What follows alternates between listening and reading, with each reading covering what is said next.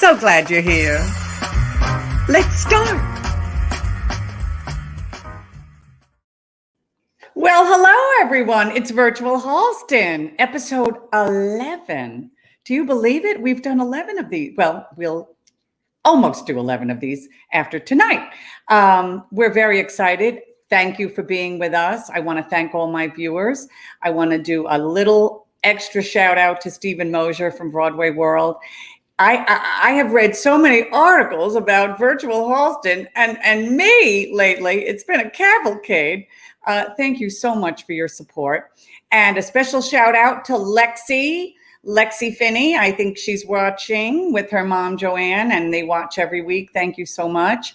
And if I look a little rosier than usual, look, Michael Winther, by the way, this is so fantastic. Hi, Michael Winther. I know him. We'll talk later. If I look a little rosier, it's because there's a pink gel on me. And you know, a pink gel can make everything look better. And that's because of the great Matt Berman. Matt Berman is a wonderful sound and lighting designer that I've known, well, I think since the Grand Tetons were forming. That's how long ago I met him. I met Matt Berman when I was working the clubs, 88s. That was the club I was always in, down in the village, the Greenwich Village. And Jim and I can talk about that at some point. And but anyway, thank you, Matt, for helping with the lighting. And so what have I been doing? Well, I know this is very strange, but I decided to watch the movie Contagion. I know, you're all thinking, what in God's name during the global pandemic? Why would you want to watch the movie Contagion? Well, I was curious. Because I thought, well, is it realistic? It was so realistic. It was so prescient. Steven Soderbergh's movie. It was fantastic. The best part for me was that Gwyneth Paltrow dies in the beginning. Shoot me. Anyway, can we also just acknowledge the passing of the great, great, great icon and star, Olivia de Havilland? She was 104. Anyway, she was amazing. Now, there are things that spread that are not dark and gloomy and upsetting. There are contagious things in the world that are wonderful. And one of them is Jim Caruso, YouTube mogul. Where are you? Wow. I wasn't sure where you were going there. That's my introduction. I really wasn't sure where I was going either. I'm stunned. Yeah. But you spread joy and laughter and all that stuff. So is that it? Is that what you think? You're contagious in a good way. Thank you. You are. Yeah. Ish. Well, cheers, honey. Cheers to you and to everybody. How are you? Thousands of people out there in the dark. That's right. Out in the dark. Some people might not know what that's a reference to, but look up Gloria Swanson. Well, I think our crowd knows. Yeah. I think they do. I don't think we have the tweens watching Virtual Halston. No, I don't think so. But Lexi, the girl that I referenced in the beginning, I think is 17, and she's become a new fan. So I'm very excited. And there you go. That's the beauty of the interwebs. That's right. Now, you have exciting news. There's a new network in town, kids. Come on. Tell us about it, Jim. You're a mogul now. You're a mogul. That is such an overstatement, but let's go with it. Go with it.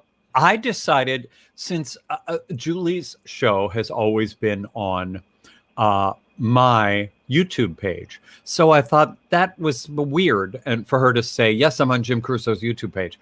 So I decided to change the name of the YouTube page to Cast Party Network. Yes. There it is. There it is. Yes. And the reason being, first of all, it makes more sense for Julie. But I just had this wild hair that I thought it would be really fun to bring exclusive content to the YouTube page, like Julie's show.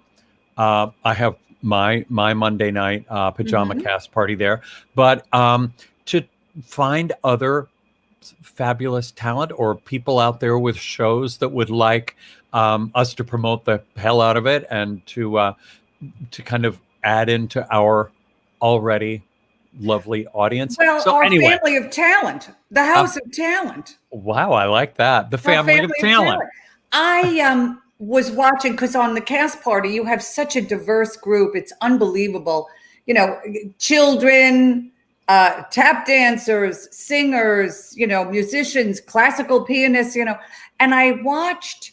Who was that guy with that harp thing? That Oh my gosh. He was not on Cast Party. I would love to get him. Jason, oh my gosh. Ruby, what's his last name? Jason, he's a young, wildly, stupidly talented piano you did player, put a video arranger. up. Oh my gosh. I can't think of his last name right now, and I'm such a huge fan. It's like something Jason Thomas, Jason Lewis, something like that. I'm sure everybody out there is screaming his name because he's doing so well. He has millions and millions of followers. But I'd like to be on his network because he has trillions of followers. Well, I'll but let you all know. deservedly. Yes. Deservedly. Yeah. I mean, you know me. I just love talented people. I love smart people, talented people, pretty people, people that are just good at whatever they do. Yes. That's always been my passion. And so with Cast Party, I got to host those kinds of people every week. And now maybe we'll be able to build the Cast Party network. Well, which you what I can would only like say with an accent. I'm sorry. As you've heard of CNN, now there's CPN. CPN. CPN. I The like CPN it. network. That I sounds like good, it. Jim. It sounds a little arch and a little trying to be fancy, but I don't care. Absolutely not. It works. And I'm absolutely delighted and proud to be part of CPN, Cast Party Network. I really am. And you've built us on so many different platforms now. Thousands of people do watch all the time. And it's so great. And we're so grateful. And why do we do this? Why do we do this? Well, we do this because we want to entertain you. We want you to laugh. We want you to have fun. We want to bring a little glamour and you know, savoir faire and you know, a little adult conversation and whatnot into the lives of everyone who's going through adult conversation and whatnot. or not. But also, this is such a terrible time for so many people, and they really do need something to get them out of the darkness, as it were. And we also, as many people know, we pay for the platform. I pay for my eyelashes, $7.99 a piece, and we give money, a portion of the money, to the Pulmonary Fibrosis Foundation, which is near and dear to my heart. And the PFF is just so, it's becoming bigger and bigger all the time. But through this terrible pandemic, COVID-19, what they're finding out is a lot of people who have developed the virus are also developing fibrosis, which is just terrible. So, and that means scarring, correct? Yes. That's what fibrosis is. Yes. Well, Julie, I'm very proud of you because they made you a board member because of your incredible fundraising events over the years. You've raised millions and millions of dollars for PFF. Yes, they actually just asked me to be an official board member, and I'm very proud. I really am, I have to say. I think my late husband, Ralph, I think would be very proud. And so I'm very excited to continue doing that work. So if you have any inclination this way, please feel free to tip us. We'll take anything, $2, $1, $5, $500, anything. We'll take it. There it is, PayPal, Venmo. And we're very thankful to all of you. For $500, Julie will come to your home and I don't know.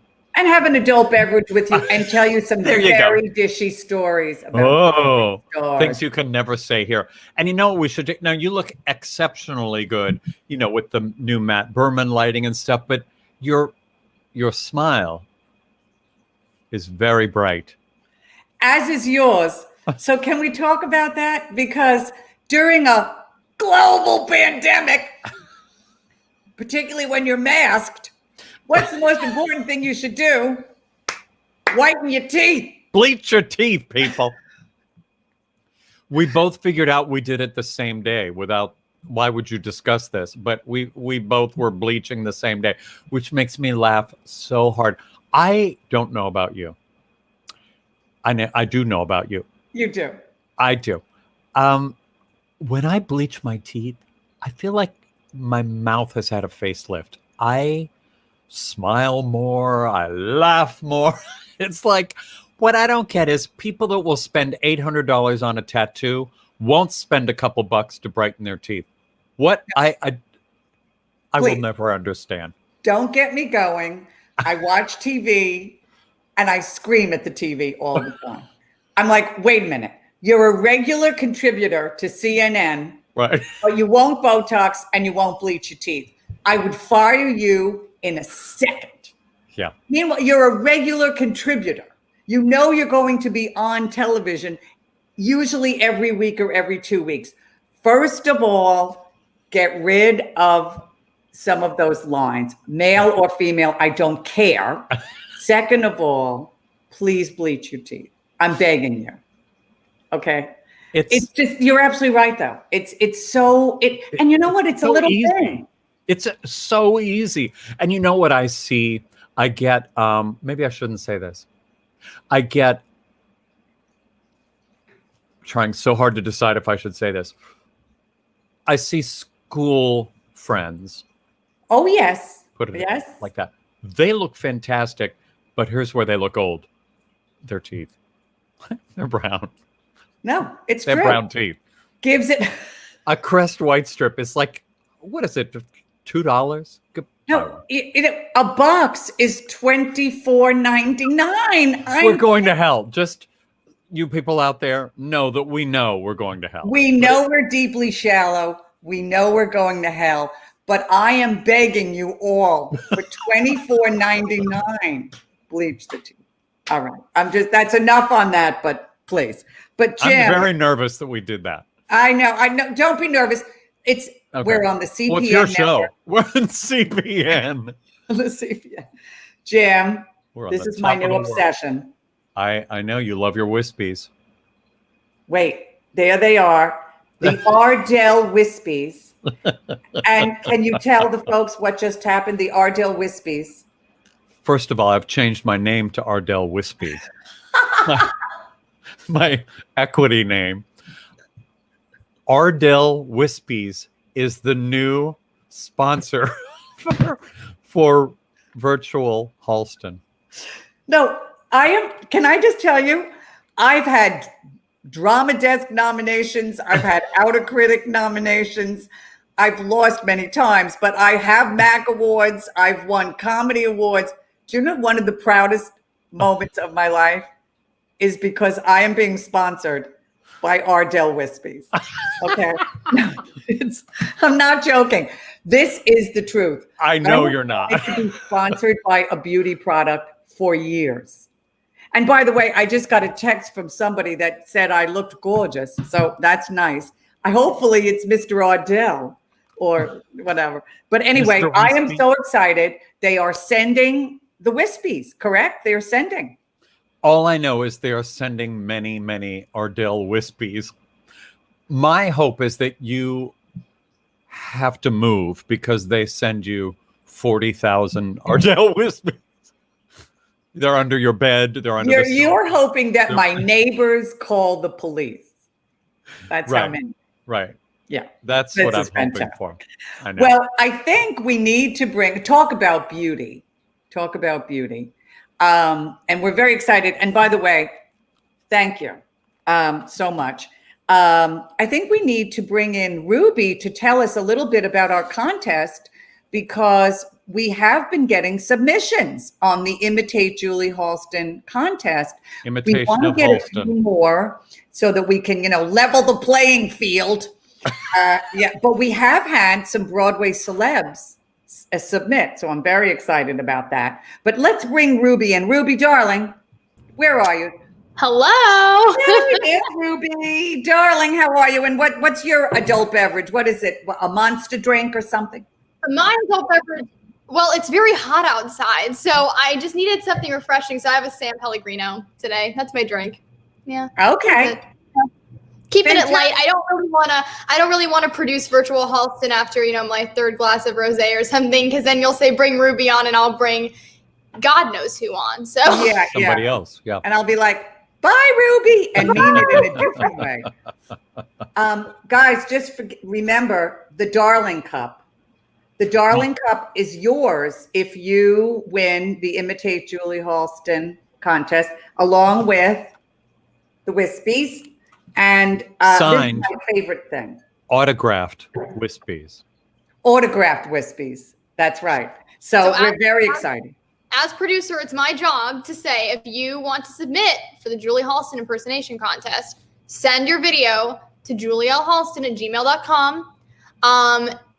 And guys, these Wispies, these aren't just no ordinary lashes. We were talking before the show. I mean, these are legit. Like, these are the lashes. If you want lashes, these are the lashes. Oh. So get your lashes, get your Darling mug, submit to julielhalston@gmail.com. And not just men. Women too. Yeah. I stop at children because I don't want, I do, but male, female, anything in between. You don't want child services coming after you. I don't want child services. I don't want them say like, are you running an illegal beauty pageant in your home with the Wispy? You don't want that. Now, wait, Ruby, what have you been doing, darling? What have you been doing? Well, running an illegal beauty pageant. Funny that you mentioned that. So it's actually been quite a riveting week because my boyfriend has been out of town for the week with his family. So it's been me and my puppy, who is currently sleeping right next to me while I work. So I've been, producing shows as I do. Right. But I have been diving deep into the quiche making. I love cooking. I meal prep at the beginning of every week, and I love finding new recipes. And I used to make quiches all the time, but my quiche dish broke, as one does. So last week I ordered a new one. Since then, I have made 3 quiches, my third being finished just about 30 minutes before today's show. And that's what's up in the exciting world of Do we have a picture of this quiche? I do. It might be one of my best. Oh, well. Oh. So wait, Ruby, there's spinach, cheese. What else? Let me break it down. We have zucchini, squash, both sauteed before they go into the quiche. We have fresh tomatoes. We have spinach, arugula, vegan cheese, salt, pepper, garlic powder, onion powder, eggs. That's it. Okay, my mind is already boggled. First of all, I love that you're making quiche because quiche. Now, correct me if I'm wrong, Jim. Quiche is a very 80s dish. I was just going to say, Ruby was not born. So I was not born in the 80s, but I grew up. So my mom, when I was growing up, didn't know how to cook to save her life. Now she can cook. But I remember I would come home from school and my mom would have those like microwavable quiches, and that's what I would eat after school, and I loved them. Okay. So I graduated to making 9-inch pan quiches, and I love it. You can just throw whatever you have in it. This is fantastic. I mean, Ruby, I don't know what to say anymore. I mean, Jim, she's beyond beautiful and successful, and now we see that she is skilled in the domestic arts as well. Bye, Ruby. Bye. I can't take any more of it. I just can't. Yeah, no, she's annoying. She's actually the perfect human being, isn't she? I know. And to be annoyed by Julie Halston is kind of an award in itself. No, she's so calm, cool, and collected. I know. Yeah. I know. When she produces my show, yeah, like people will come on and they're like, how does this work? I mean, we're on and these are stars and they're like, now what? And she is always calm. She figures it out. We've had people who don't know how to turn their volume I mean, that's a long story, but somebody interviewed themselves because she couldn't hear us because she wouldn't turn up the volume. It was hilarious. And Ruby is doing sign language to her on her cell phone. It was the funniest thing I've ever seen in my life. Anyway. But the thing is, she's unruffled. She does not freak out. I would have been in Mount Sinai. Do you know what I mean? Like, wait, I'd be like, move back. Wait. Right. What? Right. Well, she's unruffled. We are ruffled. Right. Oh, please. It's gotten us where we are today. It has. But it's also because she's so calm, cool, and collected that it's gotten her where she is today. And That's she's right. only 21. I'm 100. Do you know what I mean? Yeah. So, well, now, darling, I think it's time that we bring on the great guest that we have. And she really is a great guest. I mean, I love her. I mean, if you are a theater fan, you're just literally freaking out right now because she is such a mammoth talent. And I don't exactly know when I first met her, but I just remember seeing her and saying, her, that one. Do you know what I mean? That's basically who I want to be, can never be, because she's talented. I just was gobsmacked by her. And, you know, she's done film, television, Broadway. She's such a multi-talent. She's been nominated for everything, 3-time Tony nominee.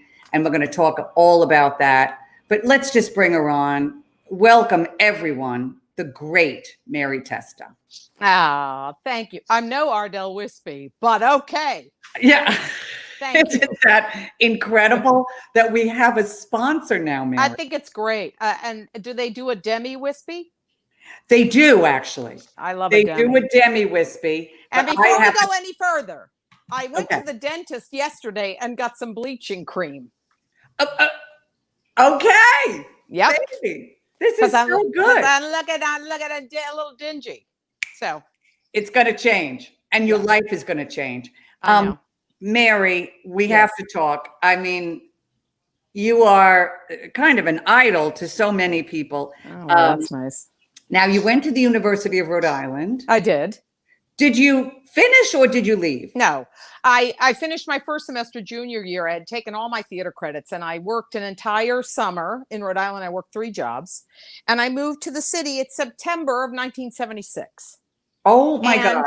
Yes. And so then I just was here and I started working with Bill Finn. That's how I started. There you go. Now, wait, I did read, because I've read up a lot about you now. You had an affinity for mime. I wanted to be a mime. Yeah, totally. When I was in college, I wanted to be a mime. And then I realized, and I had written like 12 pieces and I did a whole thing in my high school. I did a whole mime performance and I hired one of the musicians to play the flute. It was like the audience at Springtime for Hitler. That's what it was like in my high school. They were so non-artistic.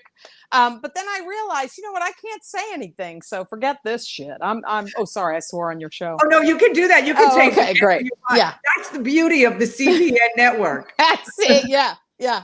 You can say anything. When I read that, Yeah. I said, Mary Testa having an affinity for mime is like me having an affinity for mime. It's like you can't speak, you know, You like, can't no. speak. No. It's such a, I mean, I had the good fortune to see Marcel Marceau live like 3 times and it was extraordinary. And so I was hooked and then that was it. Yeah, no, that was it. And then you got into the city. Now, how did you make a living? How were you paying the rent? Well, you know, because I worked 3 jobs, I saved up enough money to go 6 months without anything so I could get acclimated. I'd never lived anywhere but Rhode Island. That's where I'm from. And I got a cashier job.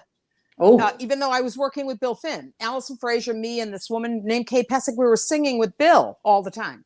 But I got a cashier job at a restaurant called the U.S. Steakhouse. I remember it. Yeah, in the Time Life building. And then I saw how much money the waiters were making, so I got them to give me a waitering job. So I had a job for the first 3 years.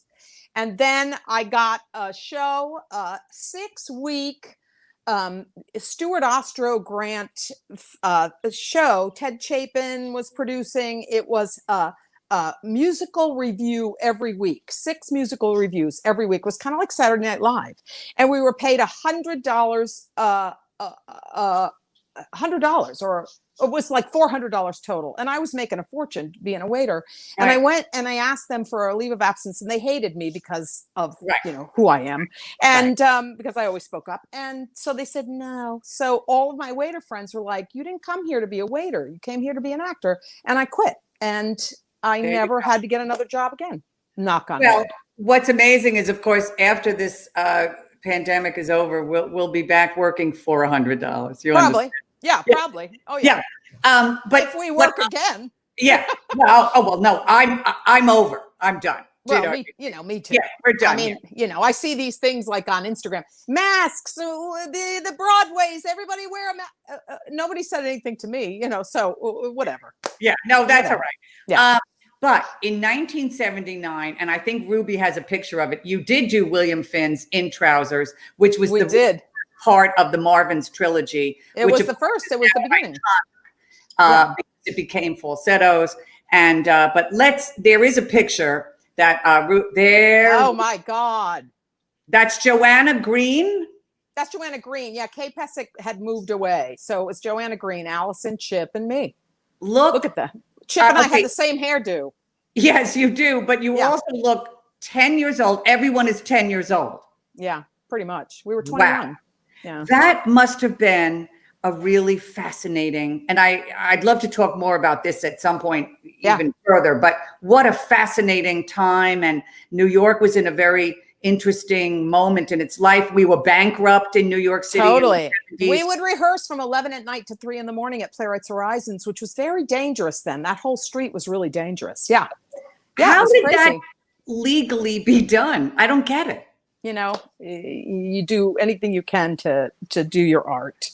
Yes, it's true. It's true. Yeah. And it reminded me of the times that Charles Busch and myself and Ken Elliott had started Vampire Lesbians of Sodom and our theater company. And it was like we were doing in repertoire, until 2 in the morning. Exactly. Working in someone's apartment. I was working a full-time job on Wall Street, but I would be getting home at 2 o'clock in the morning, and you just did it. You just said, well, that's exactly the same story, except different project, Yes, exactly. It's amazing. Yeah. But then once you got on Broadway, Mary, because you got on Broadway in Barnum. Right. And you just never stopped. And no, that's not true. I did 3 Broadway shows in the 80s, and then I was blacklisted for 12 years from, I love telling this story. I want to hear this story. Yeah, from Johnson Liff. Andy Zerman saw me do a production. Andy Zerman, rest his soul, he's now deceased. He saw a production of Company I did at Playwrights Horizons, and he didn't agree with the way I sang Another 100 People. And he called my agent and said, how dare she? Who does she think she is? She will never be seen for another show again. And I wasn't for 12 years. So, because at that time they controlled all of Broadway. They did all the Brit shows, all of that. I wasn't seen for any of them. I did fine. I was off Broadway. I was doing concert work. It didn't suffer. And then it wasn't until 96 where I got Forum that I started doing Broadway again. It was 12 years. 12 years. And that was the sort of Miss Saigon years. And yeah, it was like Les Mis and it was all the Brit shows. Wow. I wasn't seen for any of them. Wow. But and I'm glad you named names, because I was going to ask. Care. Yeah, I got to name names. Of course. Yeah, I've got to name names. Then he called my agent after 12 years and said, I think we made a mistake about her. But then, the damage had been done. But honestly, I didn't suffer because I was constantly busy. Yeah. And now I know in 1984, and I've heard you talk a little bit about this. In 1984, weren't you standing by for Liza Minnelli in the rink? I was in the rink. I wasn't the original, though. It was Lenora Nemitz was the original standby. Okay, who was also in Gypsy. If a lot of theater queens out there know who Lenore Nemitz is, and blah, blah, blah. That's right. But she went into rehab. You went on for her, and then Stockard Channing actually went into her role. Right. And then it closed like 3.5 weeks later. 2 weeks later. Yeah. 2 weeks later. Yeah. Ooh, okay. That doesn't speak well for Stockard, but that's okay. Well, whatever. That's an impossible thing to do. Hey, whatever.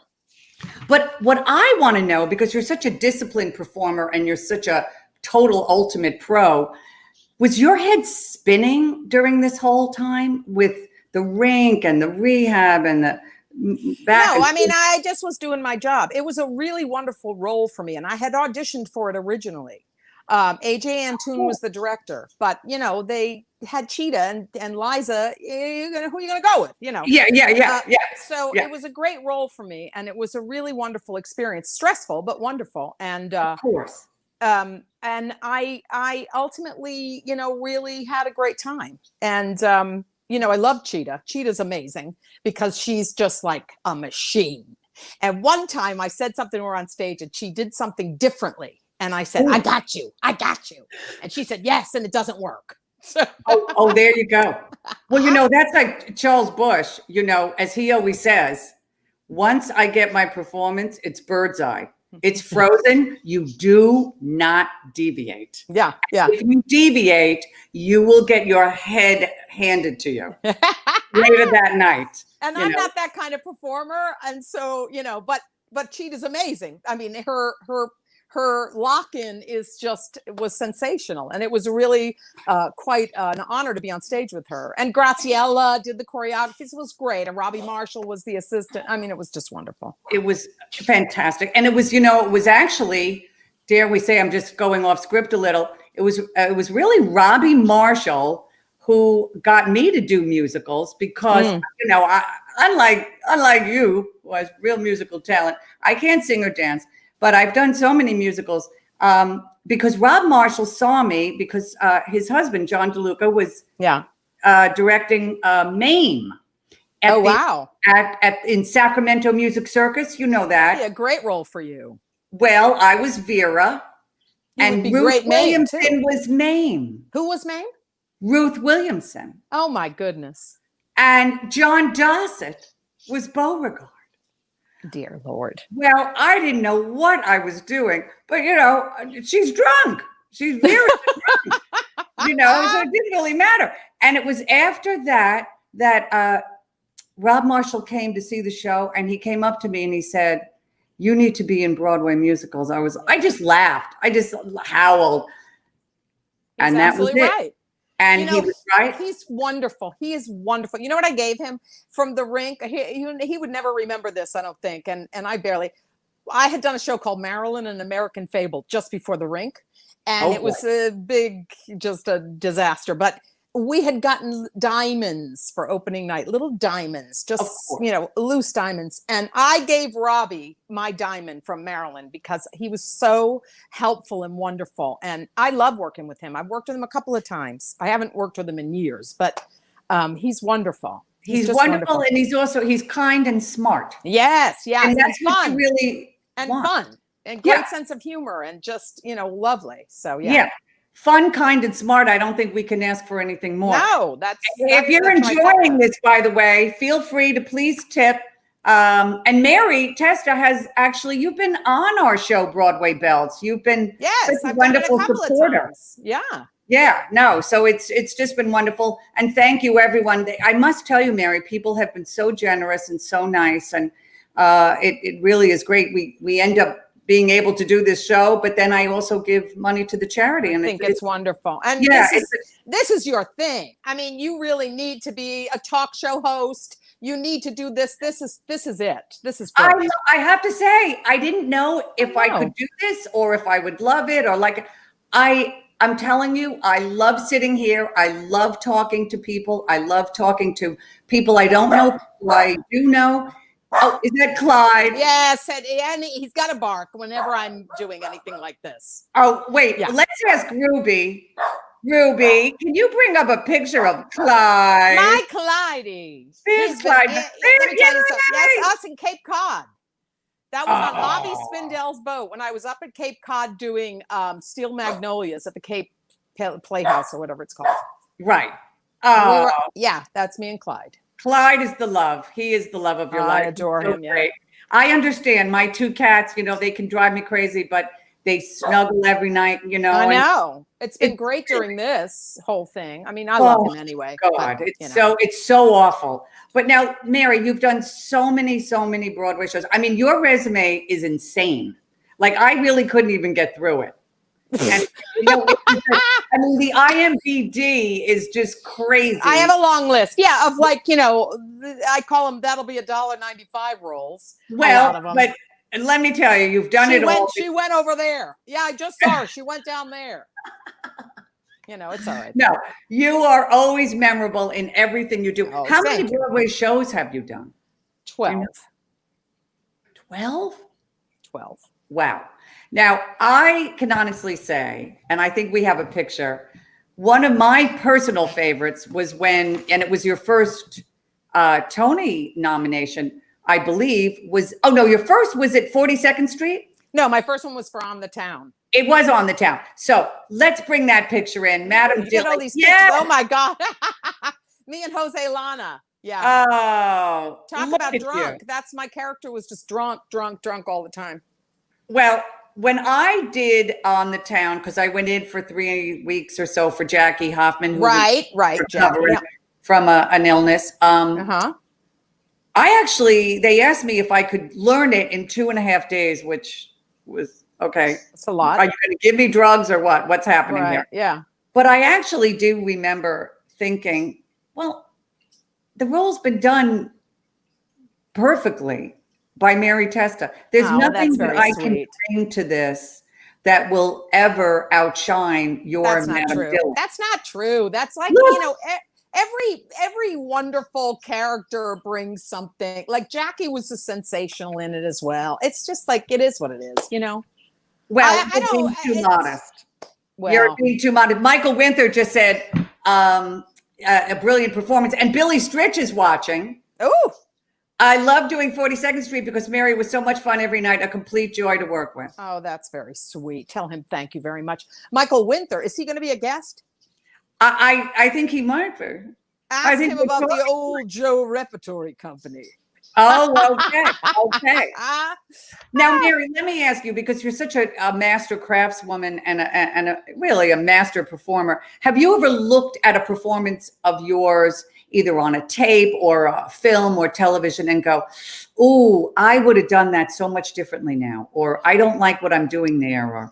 And there's only one thing. I don't really watch too much stuff unless, I try not to, but there was only one thing, one shot. I did a movie called Stanley and Iris. Oh, yeah. Basically, there were like 8 of us that worked in a bakery. And there was one shot where we were running in the rain. And I was making this face, like I was thinking, oh, I don't want to get wet because we were running in the rain. And so I was making this sort of face, and I saw it. I thought, oh my, that's way too much for film. You know what I mean?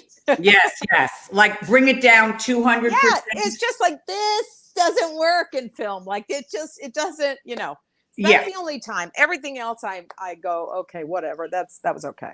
Yeah. No, I've seen a few of my like film stuff, and I go, wait, thank God it was edited differently. I don't like, what happened to that other scene? Yeah. Well, yeah. And then you kind of go, oh, maybe they saw something that I shouldn't be seeing. No, you know what it is? I always thought that too. Like, oh, I must not have been very good. They cut me out. No, we never play the central characters. We're always the extra characters. So they always have room. They're always snipping us out. Well, also because, it's really all about what's furthering the story. Exactly. What is the furthering of the narrative? And you have to, So now I have to say, because I have seen you so many times, and particularly on stage, one of my favorites was when you did the Transport Group's production of Queen of the Mist. And I think we have. Oh, my goodness. Oh, that's the album. Yeah. Yeah. And isn't that funny? That shot, that cover, it was just a rehearsal shot. A production shot, but it wasn't supposed to be. It was Sarah Ackerman, I believe, took that shot. I could be wrong. Jen, I can't remember who took it, but it was just a shot, and they ended up using that cover. As Queen of the Mist was just one of the most spectacular experiences for me. I just loved it. It was so extraordinary, but a lot of You and 76 other people that saw it loved it. well, but I'm telling you, it was extraordinary. Can you tell the viewers a little bit about Anna Edson Taylor? Is that her name? Yeah, Anna Edson Taylor was the first woman that went over Niagara Falls in a barrel of her own design in 1910. She was a difficult, brilliant, strange woman who did not play by the rules and was died a pauper, was forgotten.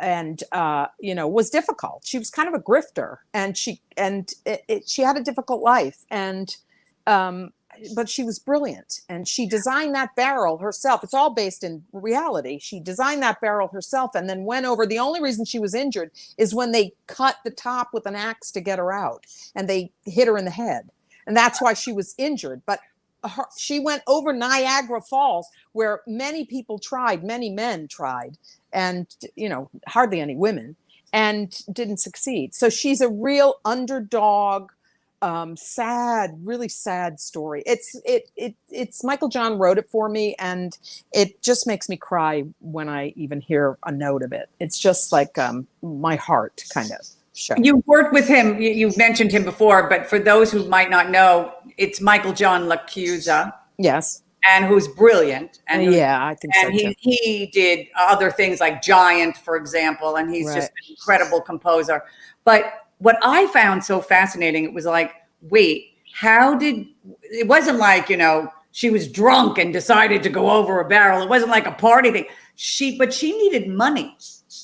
Yes, but she also wanted to be famous. Yes. There were so many things about her. She wanted to be remembered, and she wanted to be known. And this was how she could do it. And she was immediately forgotten. And that's the sad thing. And the way Jack Cummings directed it, she was remembered in heaven. In heaven, she took her place. And that was the beautiful, at the end, that last pose. Yeah. She's in heaven, and she's given her rightly due. And I just, so heartbreaking. It's like, to me. It was, and you were just magnificent. Thank you so much. No, just magnificent. And another, of course, was when you were Tony nominated for the recent Oklahoma. Thank you. That's another show that I'm really proud of. There you are, baby. Yeah, me and Damon. It was a show I spent 5 years doing off and on, and I loved every minute of it. And I was very proud of what we did. And did it start at Bard? Wait. Yeah, it started at New York Theater Workshop. We worked around a table for a couple of weeks on the script, and then we went up to Bard and did it for 7 weeks, and big hit, sold out. Then it took 5 years from Bard to go to St. Anne's Warehouse. Then we were at St. Anne's Warehouse, big hit, completely sold out. And we closed like in November, and then we started rehearsals in January for Broadway. And so we did a little over a year on Broadway. It was great. I couldn't get a ticket. I tried to to get St. Anne's. I couldn't get in. I was just like, what is happening? But I finally, and it's so interesting because it was a very polarizing production, and we'll talk about that in a minute. Some people hated it. Daniel Fish had a very specific vision, and people either hated it or loved it. Right. I always want to see everything that you're doing, but I was a little nervous to see this production. I had heard so many different, things. So I wasn't sure if I really did want to go. And I was doing Tootsie at the time. Right. And literally, I had a night off, and I was walking up the street. And who do I run into but Ted Chapin, who, of course, ran the Rodgers and Hammerstein estate. Right, yeah. And I said, where are you going in such a rush? And he said, it's the final performance of Oklahoma, and I have an extra ticket. You want to come? I couldn't believe it. I was so delighted when I saw you at the party. Yeah, I said, yes, of course I would. So, of course, we got in, and it was great, and we had great seats. So, of course, I'm already thinking, oh, this will be a fun experience. But I didn't know if I would like the show. Right. And I was spellbound. Yeah, I think it was, listen, we had a lot of people who came to see it, but Shirley Jones came with her son, and she was the original. She was in the film, and they loved it. Their son said to me, "This is the first time I heard this script. I really heard this script." So Me it was, too. yeah. Me too. A lot of people hated it. And listen, you know what? That's what makes theater. It's not everybody's not going to like everything. And Of course. that's cool. But for my taste, I want to see something done in a realistic, different way. If you're going to do a chestnut, do it differently. And that's my taste. And so I was very happy to be part of it. How did you become, did Daniel Fish ask you to do it? Were you on the radar? How was this? How did that? He called me and asked me to do it, at New York Theater Workshop. And I had done a reading of Polly Penn, a weird show Polly Penn was just starting to develop. And I had done a reading with Daniel. And I actually didn't remember him. He was like, Mary, don't you remember we did this reading? I was like, oh, okay. And so he asked me and I said, yes. And I love him. I just think his brain, I love the way his brain works. And I love working with him. And I was supposed to work with him again this summer, but everything got postponed. So, of course, because of the global COVID. Yes. Well, some people call it the plandemic. Oh, the plandemic. Oh, yeah. Boy. If you're enjoying, by the way, this conversation, please feel free to tip us. There we are. PayPal. Give them some money. It goes to a great cause. It really does. And we're so thankful that you show up every week. I have to tell you, Mary, people literally, they tune in, and they wait. They kind of see you. They want to see you. Well, what happened to Jim Caruso? My earrings. They want to see you. They want to see my earrings. Now, let me also say another gobsmacking moment was when I went to see your concert, and you also did this wonderful album called Have Faith. Yeah, Michael Sterban. There it is. Yeah, there it is. And I remember when I went to your concert, and you had been influenced by a lot of rock and rollers like Leon Russell, I think. And Joe Cocker. I just listened to Joe Cocker's version of The Letter this morning, which is the version. I'm sorry. Absolutely. Yeah. It's the version. So if anyone out there, Lexi, this is for you, look up The Letter by Joe Cocker. I mean, these people, a lot of younger people might not know. I know. It's a rock and they got to know. So, yeah. These are incredible artists. Yeah. So I want to thank you for that plug for my album. Thank you for the plug. Of course, we're always doing that. Now, I do have a little surprise for you, Mary. You do? Surprise. We have a little special guest that is going to come on. So why don't we bring in this special guest? Because I was so fascinated by things that happened in your past. It's a little like, this is your life, Mary. Oh, dear. But wait, no. Let's bring in our special guest. I think there she is. She's coming in, sort of. I can't see. I can only see half a screen. Is that Allison? Yes, it's Allison Fraser. Yay! Allison, where are you? I don't know. I see like a frozen screen. Yeah. Yeah, she's frozen. Well, we'll ask Ruby to technically, because I'm fixing things. I don't know what just happened. She just froze, so we're gonna get her back. We're gonna get her back. But I was so fascinated by the whole William Finn story. And also how you guys worked it. And I remember reading an article once where you said that you and Allison basically created all those harmonies. All of them. Yeah, all of them. So we got no credit for them too. Well, there you go. And that is like 1:30 in the morning. You're figuring all this stuff out. Yeah, we just sang. I mean, we ended up just singing, and we fell into 3-part harmony easily. And we wrote all the harmonies, and we cleaned his apartment. And those stories are epic. That we cleaned his apartment, and Ira Weitzman came and said, "Oh, let's do this at Playwrights Horizons." There she is. Is she there? Still she frozen? Is. She's still. Oh, there. Oh, wow. She's still frozen, but she looks fantastic. She's very ebullient. Why is she freezing? I don't know why she's freezing. Allison, where are you? Can we? No. Is she on the? Oh, wait. A little bit of movement. No, we have to bring her back. For a second, I thought it might be Christine Ebersol, but it was Allison. But I think, I don't know if those kind of workshops or kind of situations exist anymore. Do they? I think they do. Look at Hamilton. Yeah, Hamilton developed the true. same way. That's true. I think they do. I really do. Listen, we didn't make any. I think what happens is, the actors develop these things, and then they go on to become famous. At least the Hamilton people got a little piece. Yes. You know what I mean? Yes. But I think it happens all the time. Well, I think what will happen, interestingly, now with this whole change, because I think the theater world is now forever changed. Yeah, let's very hope. interesting, and we now live in this sort of virtual world. Yeah. And people may not go back to offices ever. Right. It'll be very interesting to see what happens with theater. Obviously, theater is not going to go away forever. No, I don't think so.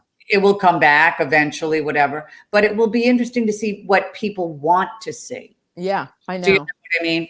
And what are the stories that they're going to want to hear, and how they're going to want to hear it. Yeah, exactly. I mean, I watched the Richard Nelson play, which was really interesting. The Apple plays? Yeah, the what do we talk about now, or whatever Yes, the name of that thing. yes.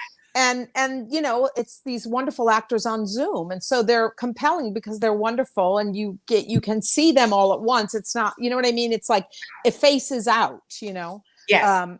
And so I think that because of where we are, things have to be developed that accommodate this thing, for a while. I will tell you, I got an offer, and I, of course, said yes. The great playwright Richard Greenberg, who wrote "Take Me Out," which was going to be on Broadway, he asked Maddie Corman, who also had that wonderful play that she wrote called which I didn't see because I was doing Oklahoma. Okay, but it was brilliant. He asked us to write with him. And interestingly, of course, I was like, okay, are you high? What Richard, what's happening? You're a Tony Award winning playwright. He saw my comedy act, and I think he just, I don't know, whatever. Anyway, we have written a piece, the three of us. That's great. And it's the kind of piece that can be done virtually. It can be done film. It could be done live. So I think we're seeing that we can accommodate all these different venues, and the digital situation really does have to be, you can't just poo-poo it. I think that's smart. Disagrees, Listen, apparently. No, he agrees. Yeah.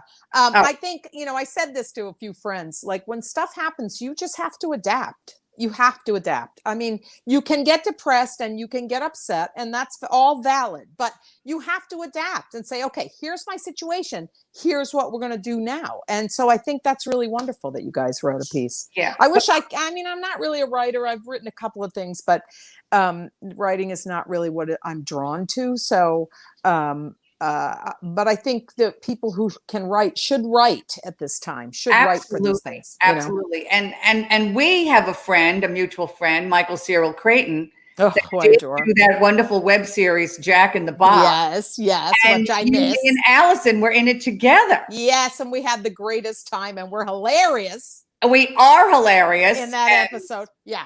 Yeah. But he's also, just a very creative writer and whatnot. Absolutely, I hope he's all right. I have not spoken to him. Have you spoken to him? I haven't. I'm just a little bit on Facebook and stuff. He's got a new puppy that he's had for a while. Her name is Sharon. Okay. And he's very much in love. And, he works all the time. So he's always doing movies and doing really interesting things. So he's good, I think. I don't know if he's working right now. Right. I am not, but I don't know if he is. And, this is my job. This is my job now. Virtual Halston is the job. That's fantastic. Why I'm begging people to pay for the platform so I can keep doing this, and also to give a portion to PFF. But I think we've lost Allison, but she's living in the wilds of Brooklyn. I know. She's in a townhouse in Brooklyn, poor thing. Yeah, poor thing. We're getting Allison back. We are trying her computer now. So she's logging in. Okay. Oh, she was we could keep going. Now, to tell me, Mary, because you and I are both Italian. Yes.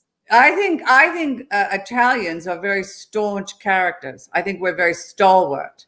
You know, we're basically mountain goats. Kind of. You kind of can't kill an Italian. No. Do you know what I mean? We kill you, you don't kill us.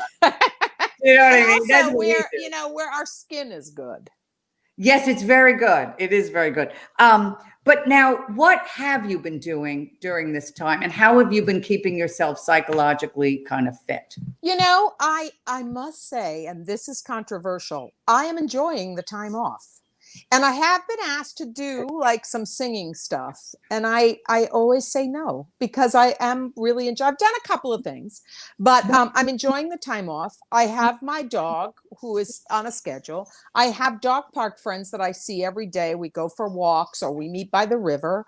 I am in love with TikTok videos, and I will sit and watch TikTok videos for hours. They've taught me lots of things. Sarah Cooper is a genius. Oh my God, she's so good. But I've learned like great products, and I'll try it. I'll see something. I'll go, oh, I'll try that product and order it from Amazon. It turns out to be really good. So, it's really kind of boring, but that's kind of what I do.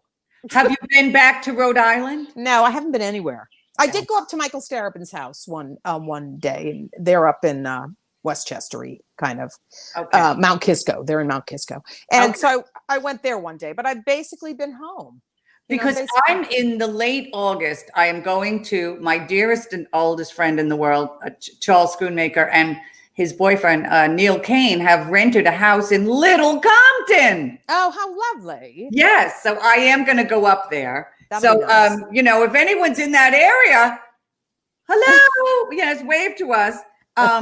So Ruby is saying she's logging in. Allison is logging in. Oh my God. I think we're all set. Let's try it. Here we go. Hello.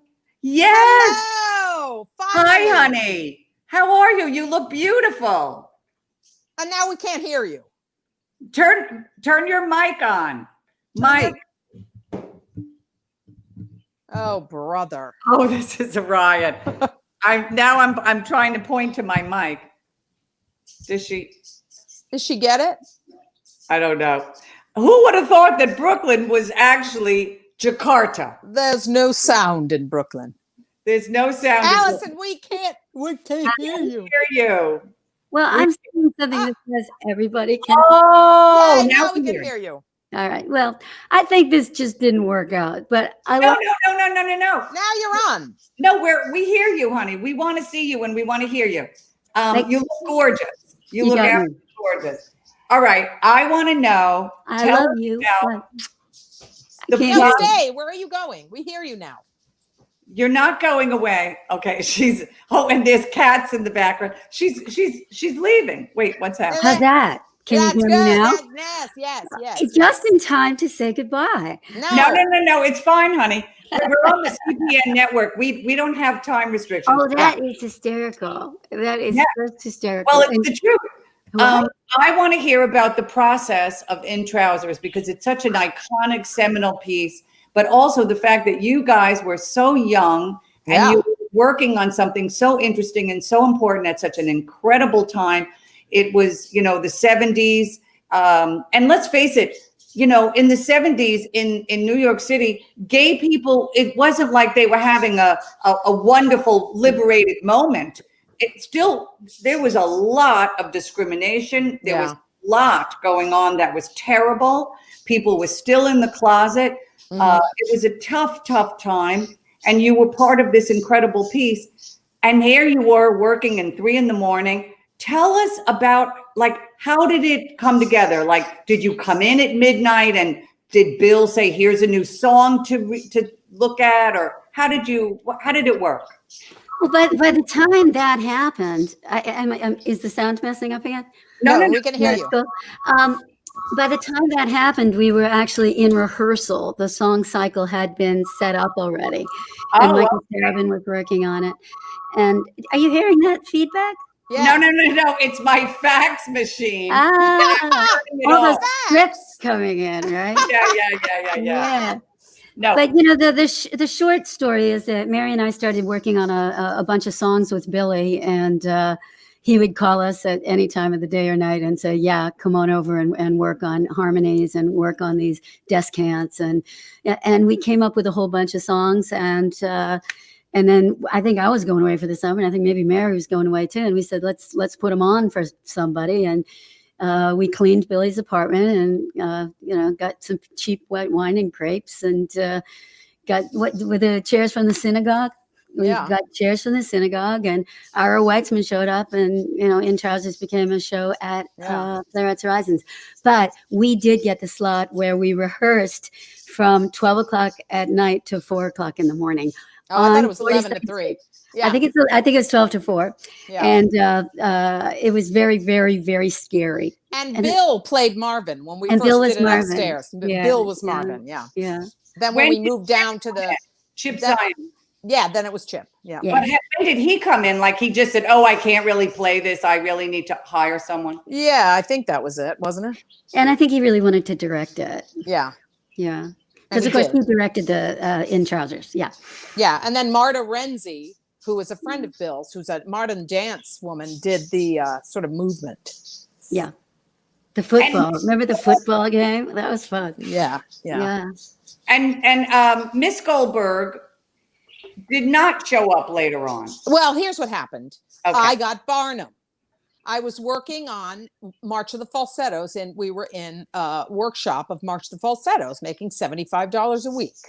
And I got Barnum, and it was my first conundrum of art versus commerce. And Barnum was going to pay me $400 a week. This is 1980. Oh my God. And I said, I'm doing this to make a living. I have to pay my bills. And I took Barnum, and Bill was furious with me. He didn't speak to me for a year.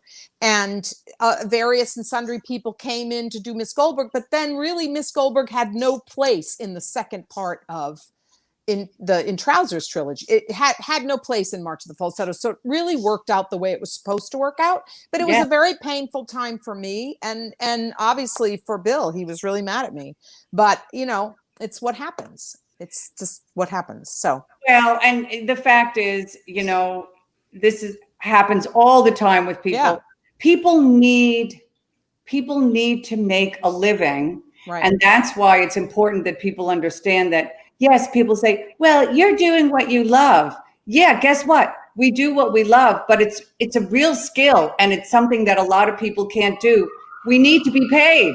Exactly. And sometimes you have to make those choices, which is very painful. I mean, you're lucky that you get to make choices, but it's also sometimes it's the art versus commerce thing that's very difficult. Yes. And you have to make those choices because this is what we chose to do for a living. So. Yes. Right. So that's what happened to me with In Trousers and March of the Falsettos, and Miss Goldberg had no place. Also, Miss Goldberg wore sunglasses, which I was convinced that Billy was trying to kill my career because I always thought my eyes were like really a wonderful feature on me, and he was covering them up. And I didn't understand why he insisted. There was one moment that Miss Goldberg took her glasses off, and it was a fantastic moment. I know, but at the time, it was worth it. It was worth it, but I didn't know that. I was like, why am I wearing sunglasses through the whole thing? That sucks. I was so mad. But I would love it. Now, Allison, after In Trousers, what did you go on to? Was that when you did Romance? Oh, no. After In Trousers, I went on to March of the Falsettos. You did, right. I did, right. Yeah. And that was a roller coaster. And it was really his first big commercial success, right? Because even though I love In Trousers, it's by far my favorite Finn show. But March of the Falsettos really put Billy on the map. The Frank Rich review was really the Billy review.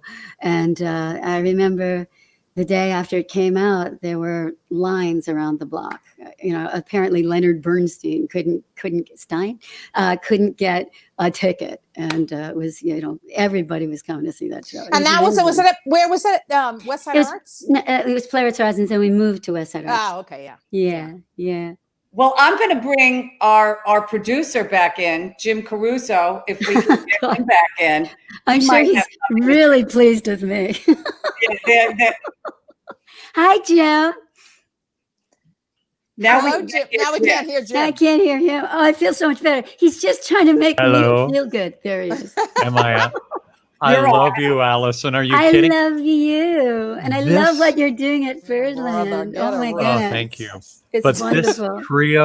this trio of actresses, We can't We have hear had you. our fun. really? Hello, hello. Still, I hear him.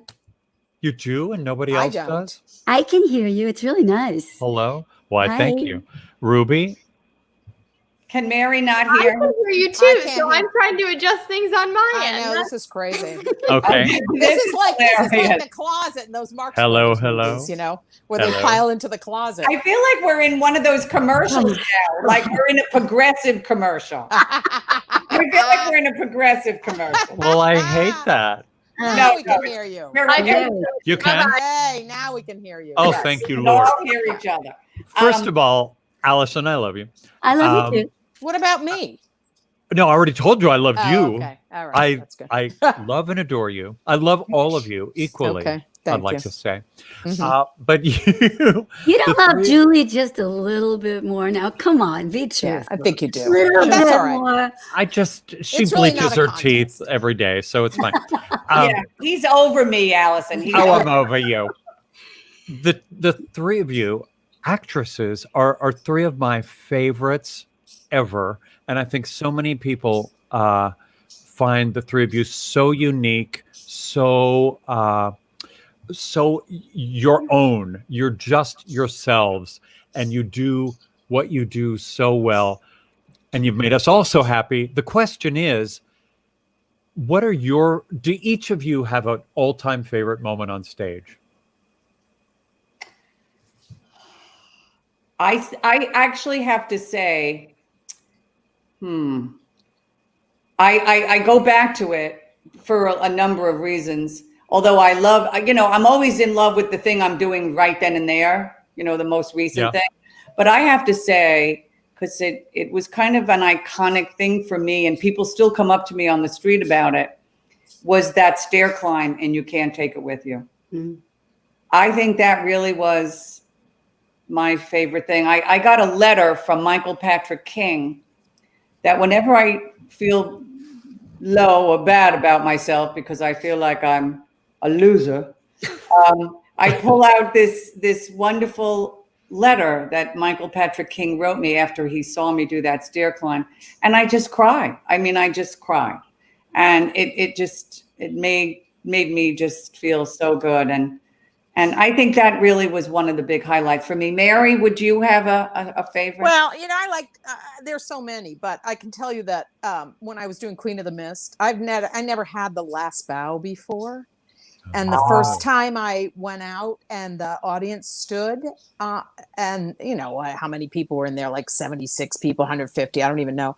I just started sobbing. It was so overwhelming and so amazing. So that I think is one of the highlights for me. Yes. And Allison? Well, I have a lot of them too, but including our lesbian love scene, Julie, where I got to touch your breast in Oof. The Divine Sister. It was Yes. a lovely moment for me. She is my divine sister. My divine sister and my 70s sister. Yes. And because we came here in the 70s together.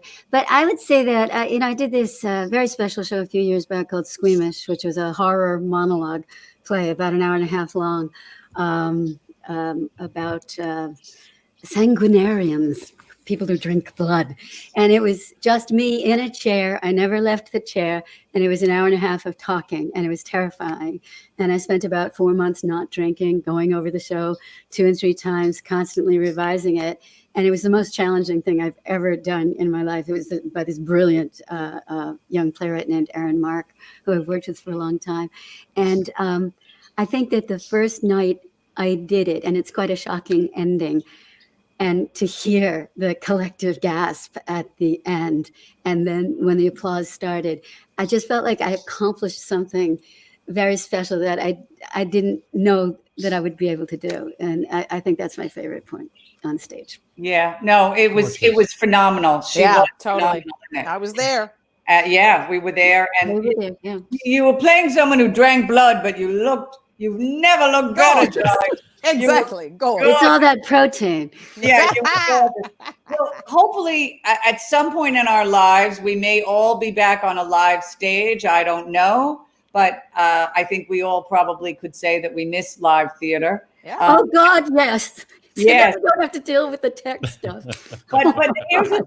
I mean, in the meantime, I have to say it is so wonderful. I get to see my friends. I get to see people that are so talented and that I've admired for so long. And I get to see you this way. And that's a wonderful thing too. Do you, by the way, do you have your social media? Do you need to plug your social? I do have a social media, and we will be putting the link. My social media lovely man Gabe will be putting the link up for us. Yes. Okay, great. Yes. And Allison, do you need to plug your social? Sure. On Instagram, I have a new moniker. I am now the Allison Fredger. Oh. Yes, we like that. All right. All right. There's too many of them. Yeah, I understand. And I believe Ruby has follow me on Twitter and Instagram, because that's the world we live in now. Look at this. It's unbelievable. And please, again, feel free to tip us and follow us on the Cast Party Network. Subscribe. Bravo, Jim. Yeah. Jim. Thank you. No, I'm telling you, day and night, mover and a shaker. This man does not sleep. It's crazy. He's like Rube Aldrich in the 70s.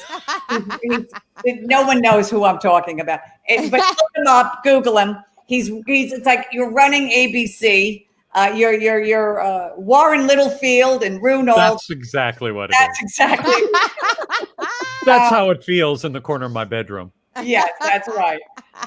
Ruby, thank you for everything. Jim, thank you, Julie. Thank you for having us. Fraser. Thank you, Julie. And I'm sorry about the glitches. Oh, please. It's fine. It's not as if Mary and I can't talk. Yeah, exactly. I mean, come on now. Thank you for having us, Julie. Thank you so much. It's been so much fun. You both very much. Love you too. Love you guys. How do we go off? Do we just let it go off? Just walk away. Don't worry. Walk away. Don't do anything. Okay. Don't do a thing. Play with pride. I will. There you go. Bye. Bye. What more is there to say?